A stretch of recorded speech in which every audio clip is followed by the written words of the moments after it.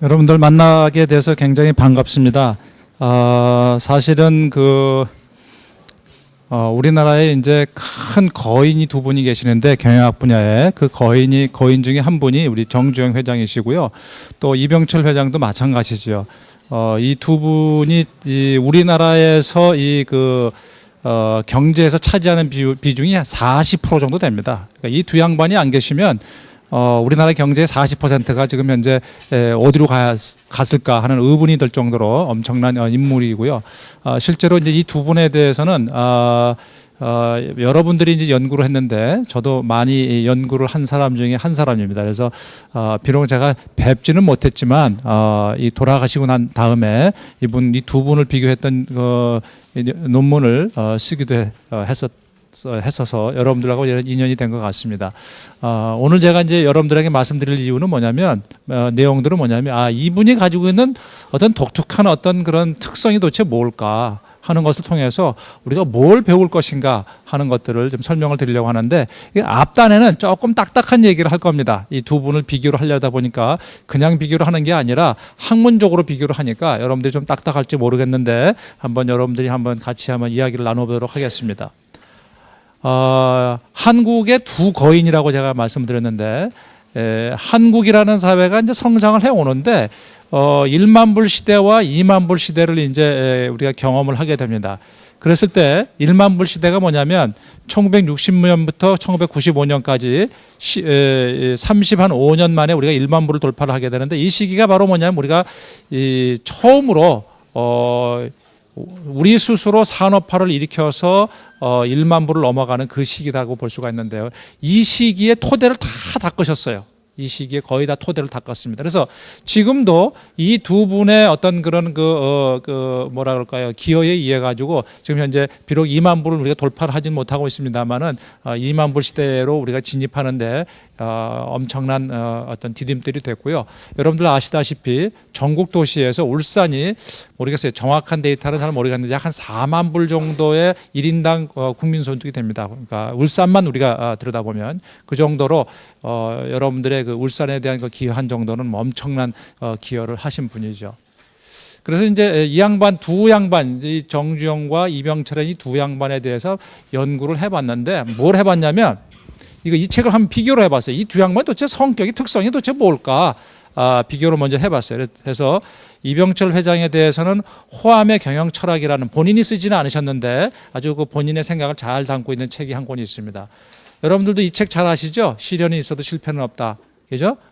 이 책 한번 꼭 읽어볼 만한 가치가 있는 책입니다. 그래서 정주영 회장에 대해서는 본인이 본인의 목소리로 이 책을 갖다가 쓰셨는데, 그래서 이 두 개의 책을 가지고서 이제 비교를 하는 겁니다. 이제 비교를 할 때는 이제 뭘로 비교를 하느냐면 이 양반이 어떤 종류의 내용물로 이야기를 했는지를 갖다 전부 다 문구를 채집을 해서 문구를 채집하고 또 문구가 어떤 종류의 양이 어느 정도 되는지 이런 문구에 대한 양을 다 조사를 해서 들여다보면 이 두 양반이 비록 안 계시지만 생각들을 우리가 읽어낼 수가 있습니다. 그래서 그런 연구들을 이제 한 적이 있었는데 그걸 기초로 한번 좀 얘기를 하면, 그래서 이제 이 두 양반의 얘기를 한번 우리가 들어가기 전에 사람마다 약간의 어떤 그 생각하는 습성이 좀 다른데 이 두 양반이 아주 큰 차이가 있어요.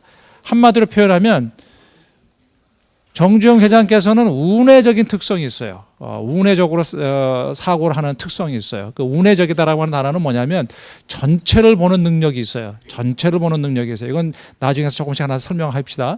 두 번째는 굉장히 직관적이에요. 직관적으로 의사결정을 하는 그런 특성이 있고 상상력이 풍부하고요. 어떤 때는 무모할 정도로 위험을 저지릅니다. 사실은 어떻게 보면 여러분들 아시다시피 정주영 회장이 솥대를 몰고 북한으로 넘어가 들어가는데 이거는 뭐 아무도 저런 상상력을 발휘할 수가 없는 그런 시점에서 그런 희한한 어떤 사고를 합니다. 이런 것들이 그냥 이런 것들이고 어떤 때는 이제 보면은 이제 좀 뭐랄까요, 충동적인 어떤 특성들도 나타납니다. 그게 이제 운회적인 특성인데, 그래서 규칙이라든지 뭐 이런 것들에 대해서 별 가치를 그렇게 크게 두지 아니하고 뭘 합성하기를 좋아하고, 이게 이제 운회적인 특성을 가지고 있는 사람들의 특성이다라고 얘기를 하고 있어요. 그다음에 또 하나는 뭐냐면 좌뇌적인 특성을 가진 사람이 있습니다. 철저하게 사실 중심이어야 돼. 정보 중심이어야 돼. 정보를 뭘 하기 전에 막 열심히 모아. 그래서 분석할 그런 채비를 하는 거죠. 그다음에 이 정보를 이용해서 뭘 합니까? 분석을 하고, 그다음에 계량화하고, 그것을 인과구조에서 논리적으로 생각을 하고, 그다음에 비판적으로 생각하고, 이런 겁니다. 이런 특성을 가진 사람들 갖다 우리가 좌뇌지향적이다라고 얘기를 하는데, 희한하게도 이 두 분의 특성을 딱 보면 두 개로 딱 갈라져요. 이병철 회장께서는 이런 모습을 가지고 있고, 정주영 회장께서는 이런 모습을 가지고 있어요. 그런데 재미있는 것은 기업도 저렇게 되어 있어요.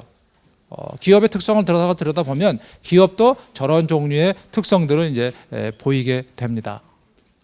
그래서 이제 아까 얘기한 대로 그래서 좌뇌형 경영자가 있고 우뇌형 경영자가 있는데, 정주영 회장 같은 경우는 직관적이고 홀리스틱, 전체주의고, 그다음에 맥락적이고, 그 전체와 어우러서 주위의 배경을 잘 살피는 능력이 있고 위험 성향이 높은 이런 특성들을 가지고 있더라라고 하는 게 우뇌형 경영자들의 특징이고, 좌뇌형 경영자는 합리적이고 분석적이고 인과지향적이고 위험을 그렇게 크게, 그래서 계산되지 않은 위험은 잘 취하지 않는 그런 특성들을 가지고 있다, 그렇게 설명을 할 수가 있습니다. 그래서 이런 이 두 유형을 들여다봤을 때 도대체 이병철 회장은 어떤 특성을 가지고 있고 정주영 회장은 어떤 특성을 가지고 있을까, 이렇게 비교를 해보면 아까 얘기한 그 호암의 경영철학이라는 책을 들여다보면 이런 문구들 채집할 수가 있어요. 여러 문구가 있는데 그중에서 대표적인 문구 몇 가지만 소개를 하는 겁니다. 이 양반이 이제 그 책에서 강조하는 게 몇 가지 있는데, 들여다보면 이병철 회장은 굉장히 합리적이고 분석적이고 위험 지향 성향이 상당히 낮고 이런 특성들을 가지고 나타날 수가 있어요. 그래서 예를 들면 합리화 같은 것들, 합리적이다라고 하는 단어를 우리가 만약 되새긴다고 한다면 이런 그 문구들이 이제 자주 나옵니다. 여기에 이제 보면 이 회장 같은 분은 나는 반세기에 걸쳐 삼성을 경영해왔지만 지금까지 경기 변동에 영향을 받아 삼성이 위험에 빠지는 사태는 한 번도 없었다. 경영 계획이 합리 추구의 경영 이념에 기초를 두고 결정된 것이라고 생각한다. 이런 거예요. 그래서 이 양반은 합리라는 단어를 무진장 좋아했던 분이에요. 그래서 모든 것이 합리적으로 돼야 된다, 이런 생각을 했던 분이다라고 보면 되겠습니다. 그다음에 또 하나는 뭐냐면, 이 양반은 뭐냐면 항상 보면은 어떤 하나가 이루어지기 위해서 반드시 그 사전에 무슨 작업을 해둬야 돼요. 그러니까 인과적이라고 우리가 얘기를 하는데, 그런 인과적인 어떤 신념이 이병철 회장한테서 찾아볼 수가 있는데, 자연이나 모든 세상사 이치가 다 이치가 있다는 거예요. 이치라고 하는 것은 인과 구조가 있다는 거지. 그래서 그 이치에 맞도록 해야지 그걸 너무 뛰어넘어간다든지 이러면 굉장히 위험하다, 이런 생각을 가지고 있고요.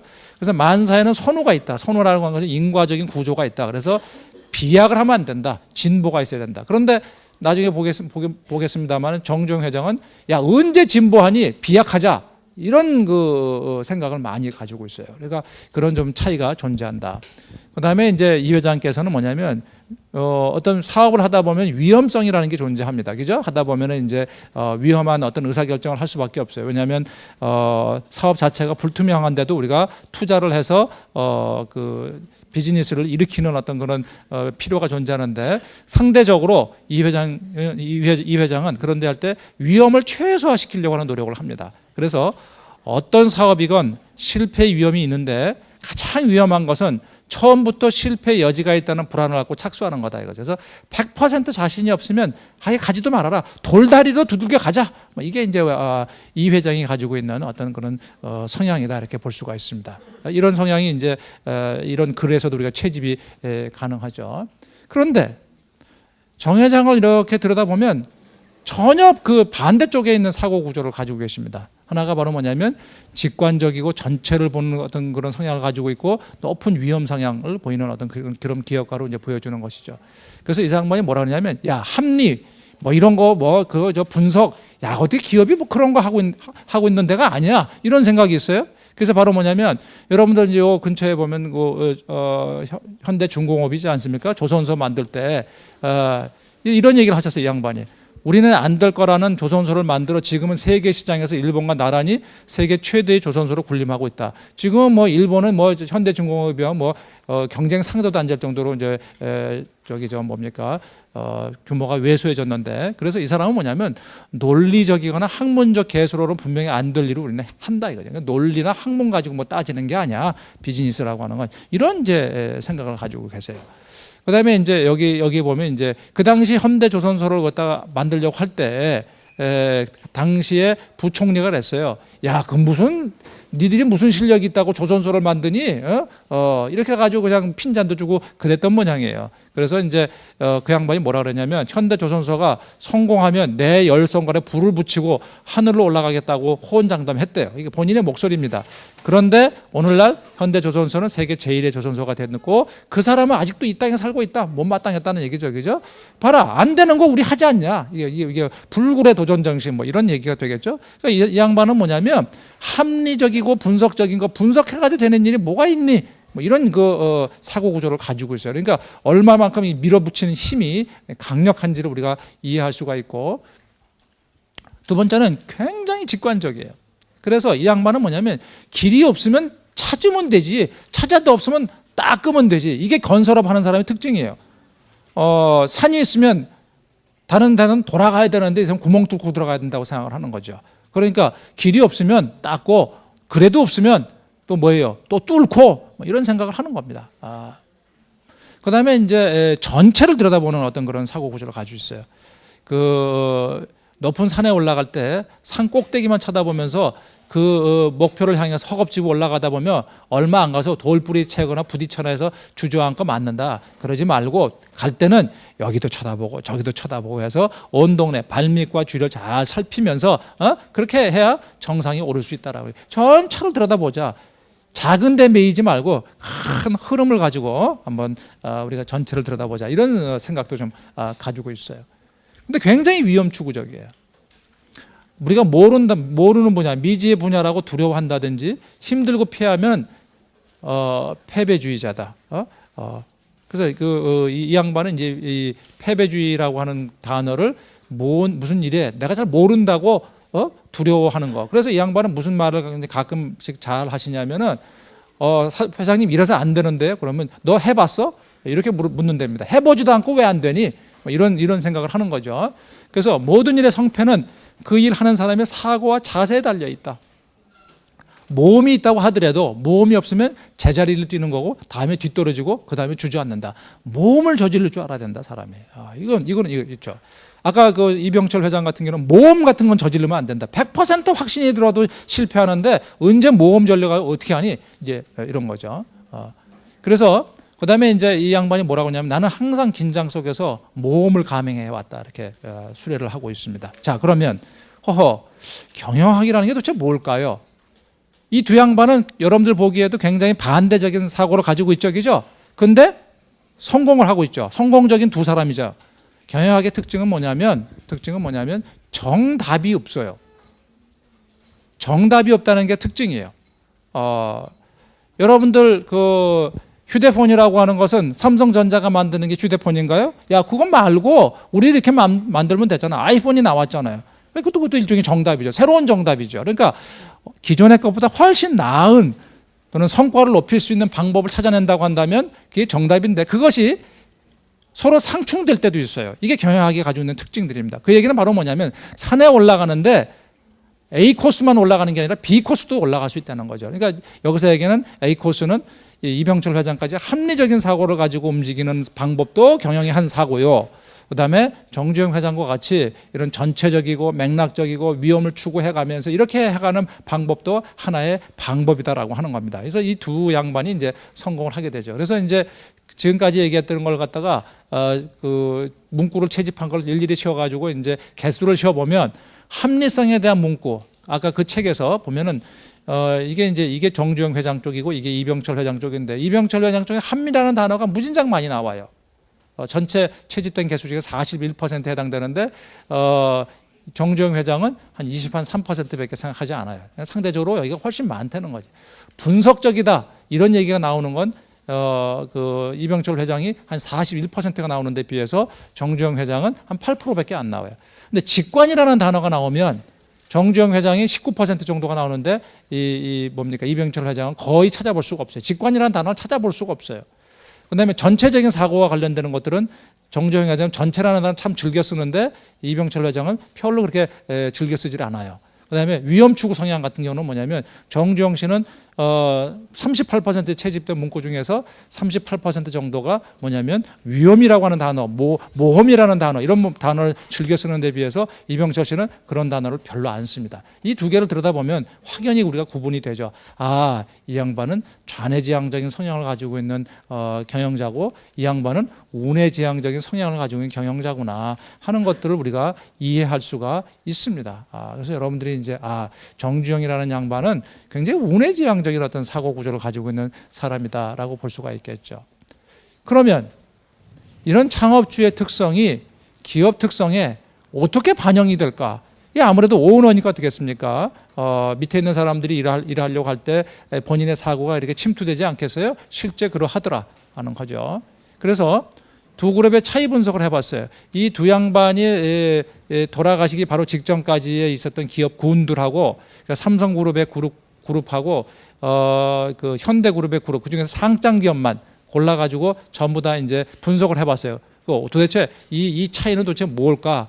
그다음에 이 회사의 이 두 그룹의 시스템, 의사결정 시스템, 여러 가지 그 회사에 있어서 통제 시스템 이런 것들을 이제 들여다봤어요. 들여다봤더니 두 그룹에서도 차이가 발생을 해야 되는데 어떤 식으로 발생을 할까 하는 것들을 이제 들여다본 거죠, 실제로. 그래 봤더니 이런 차이가 존재하더라 이 말이에요. 자, 삼성그룹이 이거는 그 이병철 회장이 돌아가시고 난 다음에 얼마 되지 않아서 이제 봐왔던 그런 것들입니다. 이게 여러 가지가 있는데 실제 수익률, 연간 수익률에 대한 것이고요. 그것의 표준 편차가 위험도를 의미합니다. 위험도. 표준 편차가 크다는 것은 뭐냐면 장사가 잘 될 때도 있고 못 될 때도 있는데 그 표준이 크다. 우리가 보통 여러분들 그 재무관리에서 배울 때도 뭐냐면 이게 위험한 주식이냐 아니냐 할 때 베타계수라는 걸 쓰잖아요. 이게 베타계수라고 하는 게 바로 뭐냐면 그 수익률에 어떤 그런 편차가 얼마만큼 존재하느냐 이런 것들은 우리가 좀 많이 쓰는데 그것이 바로 이제 이런 척도를 가지고 볼 수가 있어요. 대체적으로 들여다보면 약간 평균 한 9.7% 정도에 그다음에 부채를 많이 진다는 얘기는 뭐예요? 위험하다는 거죠. 부채를 적게 진다. 자본금에 대해서 부채를 적게 진다라고 하는 것은 덜 위험하다라고 하는 걸 의미하는 거예요. 그래서 여기는 한 ROE 표준 편차가 9.7% 정도, 287% 정도 이 정도 되는데 이게 이제 삼성그룹이 가지고 있는 주요 그룹들에 대한 그 비교를 한번 해보는 거죠. 그런데 삼성그룹이 이건데요. 현대그룹은 뭐냐면 ROE는 우리가 이제 수익을 얼마만큼 내느냐 29% 거의 한 30%쯤 내는데 여기도 한 29% 거의 30% 육박하죠. 비슷해요. 돈을 비슷하게 벌고 있는데 여기를 보면 표준 편차는 뭐냐면 더 커요. 한 8% 정도 돼요. 여기가 한 9.7% 되는 거 거의 한 2배쯤 되죠. 그러니까 뭐예요? 변동성이 크다는 거야. 현대그룹의 특징은 뭐냐면 돈벌이의 변동성이 커. 그런 특징들을 읽어볼 수가 있고 그다음에 뭐예요? 부채도 무진장 많이 쓰죠. 자본금에 대비해서 부채도 굉장히 많이 쓰죠. 그래서 이제 이런 것들이 바로 뭐냐면 상대적으로 삼성은 부채 비율이 낮았죠. 이런 것들이 이제 뭘 의미하는 것일까? 성장기에 있어서는 현대그룹이 가지고 있는 장점이 잘 나타날 수가 있는데 혹시 금융위기라든지 이런 문제가 발생하게 되면 현대그룹이 가지고 있는 그 취약성이 금방 드러날 수 있다라고 하는 걸 의미하는 거예요. 실제로 이제 이것이 이제 나중에 그 정주영 회장이 돌아가시고 난 다음에 현대그룹의 여러 가지 이제 아문이 들이우게 되죠. 현대상선이라든지 현대건설이 지금 현재 현대그룹 내로 편입되지 못하고 있지 않습니까? 이런 것들도 다만 이런 것들과 연결되어 있죠. 그러니까 위험 성향을 그렇게 가지고 극도로 잘 발휘하는 리더가 있었는데 그 양반이 떠나고 나니까 그것에 대해서 제대로 체득하지 못한 그런 경영자들이 이제 아무래도 있게 됐을 것이고 그것을 매니지먼트하는 능력에 있어서 문제가 생겼을 것이다라고 이제 보여주는 거죠. 어쨌든 간에 현대그룹은 비교적 위험지향적 성향이 있는 장사를 했다, 비즈니스를 했다 그렇게 보여주는 것이고 삼성그룹은 위험지향성이 좀 적은 그런 비즈니스를 했다라고 하는 걸 볼 수가 있습니다. 그 내용물도 보면 그래요. 여기 있는 것들은 대개 보면은 중공업 분야는 상당히 낮습니다. 이 삼성 엔지니어링, 삼성 중공업이 있는데 이거는 뭐냐면 현대 중공업이나 이런데 그 건설에 비해서 상당히 규모가 그때 작았어요. 여기를 들여다보면 뭡니까? 전부 다 중공업 계열이에요. 이 얘기는 바로 뭐냐면 돈은 무지하게 들어가는데 위험성 굉장히 높은 그런 종류의 사업군을 이 현대그룹이 영위하고 있었다. 그렇게 볼 수가 있겠죠. 따라서 이 사업 전략에도 경영 전략에도 기업을 선택하는데도 경영자의 어떤 그런 특징들이 반영이 되는구나 하는 걸 우리가 알 수가 있게 되겠죠. 그다음에 또 하나는 뭐냐면 이 두 기업들 사이에 삼성과 현대 사이에 이 비교를 해보는 거예요. 자, 그러면 뭐냐면 의사결정을 할 때 어떻게 했을까? 삼성은 철저하게 전문 스텝이 있어요. 전문가들 전부 다 분석을 열심히 시켜. 그게 바로 전문 스텝을 활용한다는 걸 의미하는 거예요. 그런 정도가 5점 만점에 한 3.5 정도 되는데 현대그룹은 3.1이에요. 이거는 뭐냐면 차이가 존재한다는 거예요. 삼성이 현대보다 그런 전문가 그룹에서 분석적인 부분들을 훨씬 더 많이 쓰고 있다고 하는 거예요. 그런데 삼성은 대신에 뭐냐면 굉장히 공식화되어 있어요. 공식화되어 있다고 하는 얘기는 뭐냐면 주어진 절차대로 일을 한다는 거야. 그 절차대로 일하는 정도가 삼성이 굉장히 높아요. 그런데 현대는 절차대로 안 해. 그러니까 이제 들여다보면 밖에서 들여다보면 삼성은 절도가 있는데 현대는 절도가 없어요. 그런 것처럼 보여요. 그런데 뭐예요? 그래서 비교를 이렇게 합니다. 이제 저런 걸 보고서 삼성은 우리가 동물로 비교하면 사냥개 같은 특징이 있어요. 사냥개는 조련이 돼 있죠, 그죠? 조련이 돼 있어요. 사냥개처럼 움직인단 말이에요. 뭐 예를 들면 호루라기를 불면 말이야 정지하고 움직이고 하는 이런 어떤 걸 잘 훈련된 사냥개와 같아. 그런데 현대는 뭐냐면 이런 것들을 들여다보면 뭐 어떤 특징들을 갖느냐면 들개 같아, 들개. 근데 먹이를 놨을 때 돌진하는 능력은 이 들개의 힘이 무진장 셉니다. 그러니까 들개들 사이에는 뭐예요? 규칙이나 절차를 익혀가면서 무슨 뭐 호루라기 불고 이런 데 별 관심이 없어. 이런 특징들을 가지고 있는 겁니다. 특히 위험 성향 같은 게 보면 삼성은 2.99밖에 안 되는데 현대는 3.8이니까 굉장히 높아. 5점 만점이니까 이거 비교를 하면 여러분들 비교를 해볼 수가 있겠죠. 굉장히 차이가 존재해요. 그래서 통제력은 누가 세냐? 삼성이 훨씬 세요. 구성원들을 통제를 굉장히 세게 해요. 현대는 상대적으로 느슨합니다. 지금도 봐도 그렇게 생겨 있어요. 가서 보면 그런 특징들을 가지고 있더라. 그래서 이런 것들을 들여다봐도 결국은 경영자의 어떤 그런 그 생각이 이게 시스템에 이렇게 반영이 되는 어떤 특징들을 기업하는 방식에 반영이 되는 특징들을 가지고 있더라라고 하는 것을 볼 수가 있는 거죠. 그러면 왜 이 시점에서 우리가 정주영이라는 사람을 되새겨 볼 필요가 있느냐? 그것은 우리나라를 잘 먹고 잘 살려주셔서 그게 아니에요. 또 다른 이 정주영 회장에 대해서 향수를 느낄 만한 거리들이 굉장히 많은데 그 이유는 바로 이래서 그래요. 아까 얘기할 때 여기까지만 보여줬는데 우리가 여러분들 보면 한국이 1만 불 시대를 돌파를 하는데 불과 35년 만에 세계에서 최단 시간에 돌파를 합니다. 이 시기에 있어서의 기본적인 어떤 그런 것들을 정주영과 이 회장이라는 이병철이라는 사람이 이제 만들어 놨다고 얘기를 했어요. 그러고 난 다음에 95년부터 2010년까지 15년이 됐는데도 2만 불을 돌파를 못해. 여기 왜 아직도 못하고 있어요. 그런데 일본을 들여다보면 일본도 마찬가지로 1만 불을 돌파했는데 그러고 난 다음에 일본은요 놀랍게도 7년 만에 일본이 그 2만 불을 돌파해요. 지금 얼마냐면 4만 불이에요. 1인당 GNP가 4만 불이야. 그러면 도대체가 이 시기하고 이 시기의 특징들이 도대체 뭘까? 이 시기의 특징들은 다들 도대체 뭐냐면 남을 쫓아가는 시기야. 우리도 뭘 만들 줄 알아. 우리도 무슨 뭐 배 만들 줄 알거든. 우리도 자동차 만들 줄 알아. 우리도 TV 만들 줄 알아. 우리도 무슨 뭐 냉장고 만들 줄 알아. 그럼 뭘 만들 줄 아는 시기예요. 최근에 와가지고 삼성이 아주 창피한 짓을 했어요. 요새 삼성이 아주 죽을 맛입니다. 뭐 때문에? 아이폰하고 아이패드 때문에 죽을 맛이에요. 아이폰 나오니까 뭐예요? 삼성에서 그거 조로로 쫓아가가지고 이제 OS가 안 되니까 안드로이드 해가지고 폰 만들죠, 그죠? 최근에 와가지고 아이패드라는 게 나왔죠, 그죠? 그러니까 뭐냐면 삼성은 S패드라는 걸 나왔어요. 그러니까 너무너무 세계가 실망스러운 거야. 뭐예요? 쟤네들은 남이 해가지고 장 벌려 넘어가가 젓가락 하나 놓는 애들이야? 뭐 이런 식의 시각이 이제 등장하는 거예요. 그거 앞서갔다는 회사가 도대체 뭐 하는 놈들이냐? 이 얘기는 바로 뭐냐면 이제는 우리가 할 줄 아는 게 중요한 게 아니라 우리가 first mover, 세상에서 처음으로 움직여갈 수 있는 앞을 우리가 선도해가는 능력이 필요한데 그게 안 돼요. 근데 일본은 이것을 돌파를 해버려요. 왜 돌파를 할까? 이들이 가지고 있는 창조력입니다. 이들이 가는 창조력이에요. 여러분들 샴푸는 어느 나라에서 만들었을 것 같아요? 우리 여학생들 많이 쓰죠. 남학생도 쓰죠. 이게 서양에서 만들어진 물건이 아닙니다. 누가 만들었을 거예요? 일본의 한 여성 기업가가 만들었어요. 대단하죠. 여러분들 구부러지는 스트로 있죠? 스트로 우리가 뭐 커피 같은 거 먹을 때 스트로 있죠? 그 구부러지는 스트로 누가 만들었어요? 일본 사람이 만들었어요. 그것도 일본의 한 여자가 만들었어요. 여러분들 전 세계에서 들여다보면 3대 생활 발명이 있어요. 이게 제일 유명한 3대 생활 발명이야. 이게 첫 번째가 철조망이요. 철조망. 양들을 못 도망가게 한 철조망 만든 게 첫 번째 아주 굉장히 그 유명한 생활 발명이에요. 두 번째가 뭐냐면 연필에다가 지우개 있는 연필. 여러분들 지우개 달린 거 보셨죠? 그죠? 그거 쓰죠? 그게 두 번째. 세 번째가 뭐냐면 팬티에다 고무줄 집어넣은 거예요. 그게 세 번째 생활 발명이야. 근데 앞에 두 개는 서양 사람들이 했고 이 팬티에다 고무줄 집어넣은 것은 일본의 한 여자가 했어요. 일본의 여성들이 굉장히 많은 부분을 차지합니다. 그 다음에 또 뭐예요? 여러분들 우리 남학생들 사각 팬티 입죠? 거기에 남대문 달려있죠? 그죠? 구멍 뚫려있죠? 그죠? 그거 누가 했어요? 일본의 한 여자가 그거 구멍 뚫어놓은 거예요. 지금도 그렇게 쓰고 있는 거예요. 일본 사람들이 가지고 있는 굉장한 창조력이 있어요. 여러분들이 알고 있는 부러지는 칼, 커터 알죠? 그거 누가 만들었어요?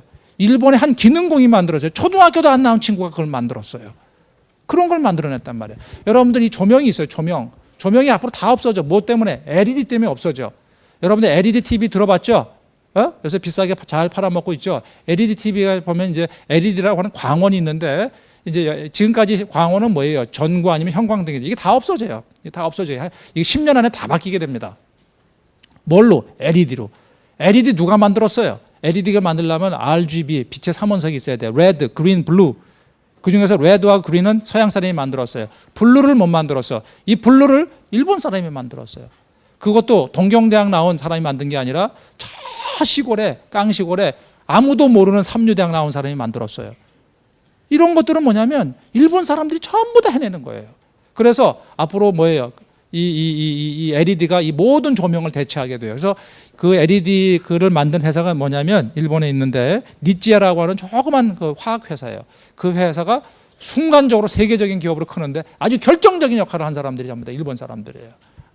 여러분들 샤프 연필 알죠? 그거 누가 만들었어요? 샤프사에서 만들었어요. 대단하지 않아요? 그죠?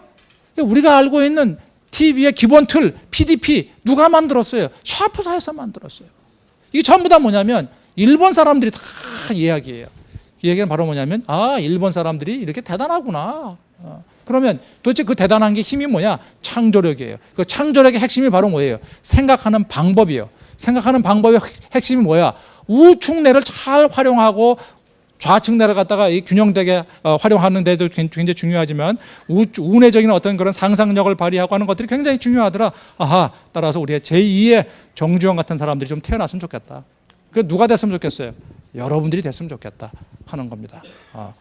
그래서 이제는 뭐냐면 앞에 우리가 이렇게 2만 불까지 쫓아가는 시대는 뭐냐면 여러분들 내비게이터를 가지고 다니면 참 편하죠. 그죠? 오른쪽으로 가세요. 왼쪽으로 가세요. 이렇게 한단 말이에요. 그런데 지금까지 우리 기업들은 뭐냐면 내비게이터가 있었어요. 자, 삼성은 도요타나 도시바라는 내비게이터가 있었어. 그 다음에 현대자동차는 뭐예요? 도요타 자동차라든지 GM이니 포드라든지 내비게이터가 있어서 걔네들이 이런 걸 만들어서 우리도 만들어보자. 제가 저런 거 만들어 저런 거 만들어보자. 교과서가 있었다는 거야. 교과서가 있었던 삶을 살아왔어요. 그런데 보세요. 요새 와가지고 도요타도 휘청거리죠. GM 휘청거리죠. 이제 현대자동차가 치고 올라가고 있어요. 더 이상 가르쳐 주질 않아. 현대자동차에 대해 아무도 안 가르쳐 줘. 삼성전자에 아무도 안 가르쳐 줘. 어쩌란 말이에요. 그런데 여러분들 근데 보다 보면 어떻게 돼요? 내비게이터가 있는데 그 내비게이터가 어떻습니까? 어떤 데는 작동을 잘 하지만 내비게이터가 작동 안 하는 대로 가게 되면 운전자가 아주 당황하기 시작합니다. 바로 한국의 경제 구조가 지금 그런 상황에 들어와 있다라고 하는 거예요. 이 점은 이제 바로 뭐냐면 내비게이터 성장의 한계, 교과서 남의 걸 보고서 베껴서 쓰는 시대의 한계가 우리한테 등장했다는 거야. 그다음에 두 번째는 뭐냐면 한국 사회가 너무너무 까다로워. 여러분, 까다롭다는 말은 뭐예요? 여러분들 보면 까다로워요. 굉장히 까다로운 소비자들이야. 까다롭다는 얘기는 뭘 의미하는 걸까요? 이거는 뭐냐면 돈은 쥐뿔도 없는 게 눈은 무지하게 높아. 이러면 까다로워지는 거예요. 여러분들 한번 보입시다. 여러분들 무슨 우리 동남아나 이런 데 가가지고 여행을 가네. 그럼 뭐예요?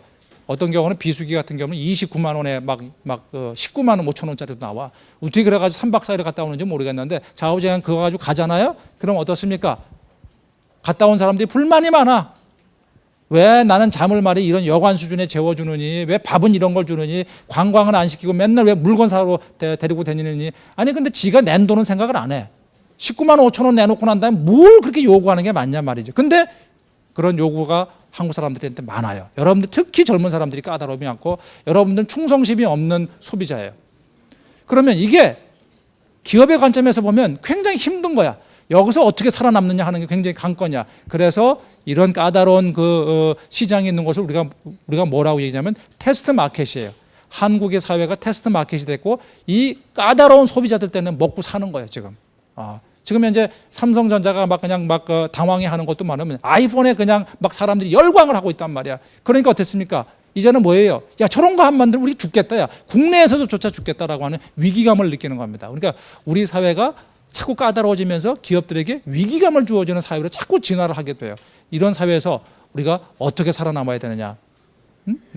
우리 기업들이 어떻게 살아남아야 돼 도대체? 이런 문제가 이제 봉착하는 거예요. 그래서 여러분들 이거 보세요. 이 청개구리가 한 마리가 있는데 이거 얘가 손 넘으면 어떻게 돼요? 그냥 떨어져 죽는 거죠, 그죠? 이게 떨어져 죽는 거예요. 위로 올라가야 되겠다. 어떻게 올라갈 것이냐? 여기에 이제 또 다른 향수를 생각해 보는 거죠. 우리 정주영 같은, 그래서 최근에 와가지고 기업가 정신이라고 얘기를 하는데 이런 기업가 정신이 충실한 사람들이 자꾸 우리나라에서 줄어들어요. 우리 학생들이 전부 다 뭐 하려고 하느냐면 구급 공무원 시험 보려고 하고, 그다음에 무슨 공기업에 가가지고 어떤 나래비 서가지고 거기서 물을 해보려고 하고, 학생들이 가지고 있는 전반적인 꿈이 자꾸 약화되기 시작해요. 어떤 경우에는 우리 학생들한테 얘기해요. 니들이 꿈이 뭐냐? 내가 언젠가 엘리베이터를 탔는데 엘리베이터가 안 움직여요. 안 가요. 왜 안 갔을까요? 단추를 안 눌렀어. 엘리베이터 층수를 안 누른 거야. 우리 학생들 들어가다 보면 엘리베이터 층수를 안 누르고 가만히 있어. 그리고 층수 누르라 그러면 어디로 해요? 3층 정도 누르면 많이 누르는 거예요. 심지어 어떤 친구들은 지하층에다 눌러가지고 밑으로 내려가요. 우리 25층에다 눌러요. 왜 25층이 뭐예요? 25층 건물에 25층은 사장이나 회장이 머무는 곳이에요. 여러분들 꿈을 그렇게 가져야 돼요. 나는 사장이 되겠다는 생각을 해야 돼요. 정주영 씨가 그런 생각을 했다는 거죠. 깡시골의 청소년이, 깡시골의 소년이. 그런 것들이 이제 우리가 새롭게 정주영이라는 사람을 우리가 생각해 볼 필요가 있다. 그래서 이게 올라가야 되겠다라고 하는 거예요. 그러면 이 양반은 도대체 어떻게 이해해야 될 것이냐. 여기 이제 최근에 이제 책을 하나 제가 썼어요. 창조 습관이라고 하는 책을 썼습니다. 이제 나온 지 한 2달이 채 안 됐습니다. 좀 잘 팔리고 있어요. 근데 여기 이제 정주영 회장을 내가 쭉 하면서 일부 다는 아니지만 가서 분석을 해봤어요. 가가지고 그 안에 대한 책에서 어려운 내용 아닙니다. 굉장히 쉽게 써 있어요. 그래서 들여다봤더니 정주영 회장한테도 이런 습관을, 창조의 습관을 찾아볼 수 있더라. 왜 습관이라는 단어를 썼을까? 물론 어떤 개인이 가지고 있는 특성도 존재하지만 정주에서 정주영 씨로부터 어떤 운해적인 성향이라는 특성도 발견할 수 있지만 어떤 경우에 있어서는 어떤 습관적인 모습들도 굉장히 많이 발견할 수가 있어요. 습관이라는 것은 뭐예요? 행동에 어떤 행동이 일어나는데 그 반복되는 행동이 창조와 관련되어 있는 습관을 우리가 창조 습관이라고 얘기를 해요. 그런 습관들을 가지고 있어요. 그래서 이 양반이 하고 있는 여러 가지를 우리가 배울 수만 있다고 한다면 우리도 창조력을 발휘할 수 있겠구나 하는 것들을 이제 생각하게 되고, 그래서 여러분들에게 소개를 합니다. 필요한 사람들은 사서 봐서 아무 해가 안 되는 책이니까 사서 보시기 바랍니다. 그래서 이런 사람들은 몇 가지 어떤 습관이 있을까? 이제 5가지 습관이 있어요. 창조를 무지하게 쉽게 생각해. 새로운 생각을 하는 걸 갖다 무진장 쉽게 생각해. 이 사람들 특징이 그거야. 또 하나는 바로 뭐냐면 남들이 보지 못하는 걸 잘 봐. 그런 특징들이 있어요. 세 번째는 바로 뭐냐? 고정관념, 고착 이런 데서 잘 빠져나와. 이런 특징들이 있어요. 그 다음에 영감 창고, 어디 가가지고 자기 나름대로의 어떤 아이디어를 갖는 어떤 보고 같은 데가 있어요. 아이디어를 잘 찾아내는 어떤 그런 장소 같은 곳을 가지고 있어요. 그다음에 어떤 때는 자기 자신을 갖다가 한계 상황에 막 밀어넣어. 그래가지고 거기 그 상황에서 내가 살아남으려고 아주 몸부림을 치면서 질적으로 도약하는 어떤 그런 습관들이 존재하더라. 이 5가지 습관이 있다라고 하는 것이 이제 저 책의 내용인데, 저 책의 특징은 바로 뭐냐면, 여러분들 한국 사람들은 이런 관념이 있어요. 창조는 쉬워요, 어려워요? 어렵다고 생각해요. 왜 그럴 것 같아요? 이게 문제가 뭐냐면, 우리 선생님들이 잘못 가르쳐서 여러분 창조, 창의하면 머릿속에 턱 떠오르는 세계적인 인물이 누구예요? 에디슨, 아인슈타인, 뉴턴. 그러니까 기가 차가지고 안 되는 거야. 와우, 나하고 에디슨하고 무슨 어떻게 이 격차가 있는데 말이야. 내가 어떻게 에디슨이 되냔 말이지. 와우, 내가 어떻게 아인슈타인이 되냐 이 말이지. 내가 어떻게 뉴턴이 되냐 이 말이지. 일본 사람들은 그렇게 생각하지 않아요. 창조하면 내 옆집에서 하는 거, 걔도 어저께 뭐 했던데 그런 거 말하는 거예요? 아주 보통 사람이 하는 걸로 생각을 해요. 이게 일본 사람과 한국 사람의 차이예요. 여러분들 창조는 생각보다 쉽습니다. 어떻게 쉬운지를 우리가 정주영 씨를 통해서 한번 알아볼 필요가 존재한다.